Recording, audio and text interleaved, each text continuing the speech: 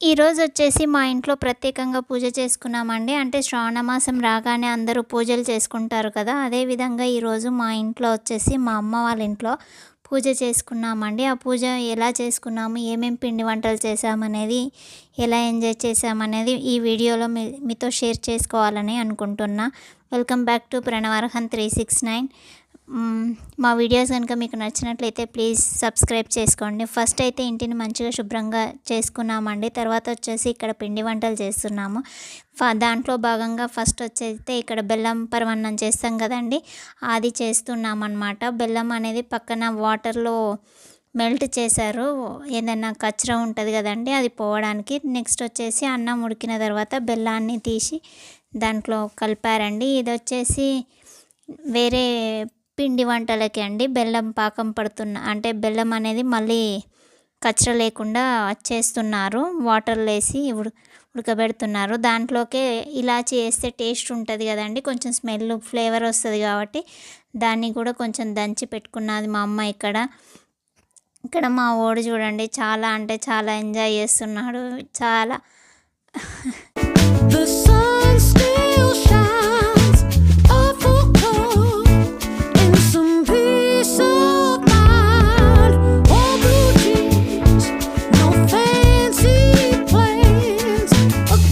ఇక్కడ వచ్చేసి బెల్లం గారెలండి. మా సైడ్ అయితే గారెలనే అంటారు, మీ సైడ్ ఏమంటారో తెలియదు. దానికోసం అయితే బెల్లం అనేది పాకం పడుతుంది.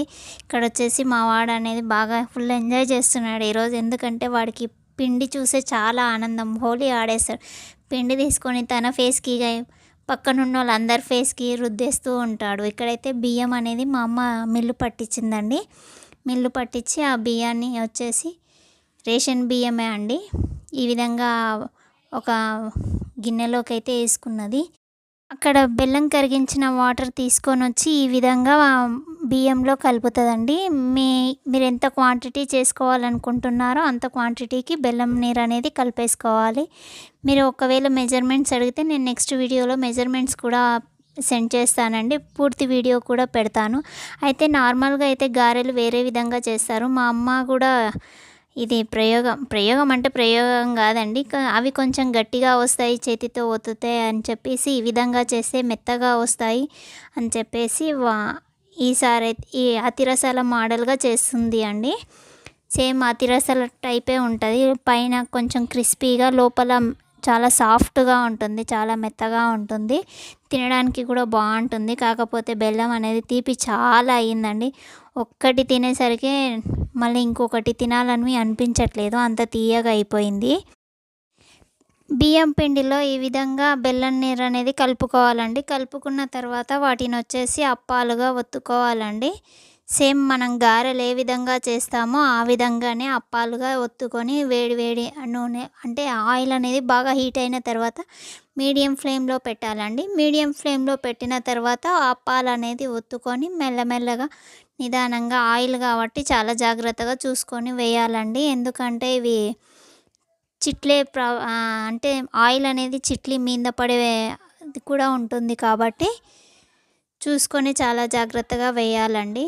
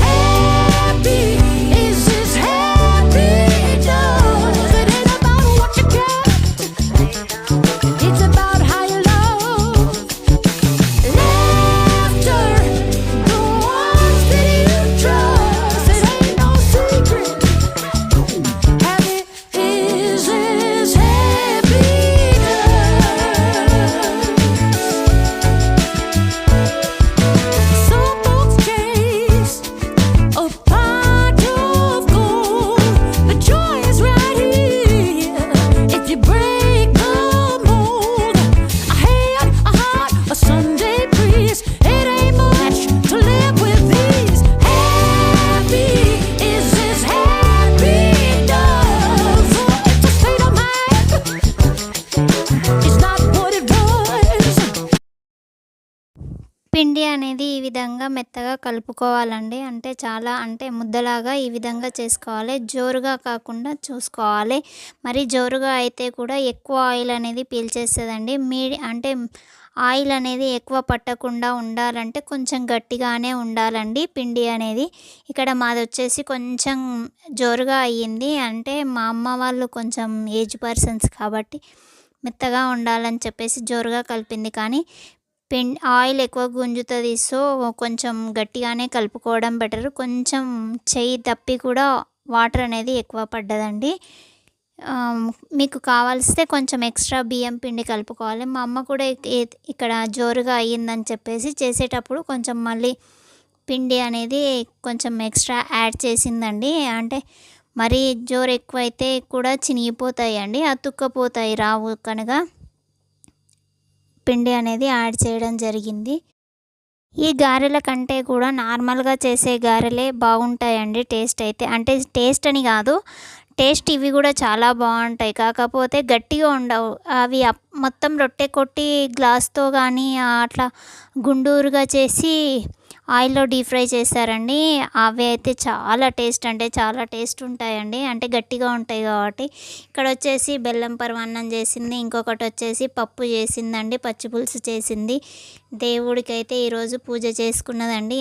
దేవుడికైతే నైవేద్యంగా ఏం పెట్టలేదండి. ఎందుకంటే అవి చేసింది మనం ఇంట్లోకి వెళ్ళినప్పుడు కలికుండా పెట్టుకుంటాం కదండి, అక్కడ పెట్టడానికి మాత్రమే చేసింది. మంగళవారం లేదా శుక్రవారం రోజు మాత్రమే పెడతారు కదా, అట్లా ఈరోజు అయితే చేసింది. ఎందుకంటే రేపు మళ్ళీ మాకు బోనాలు ఉన్నాయి.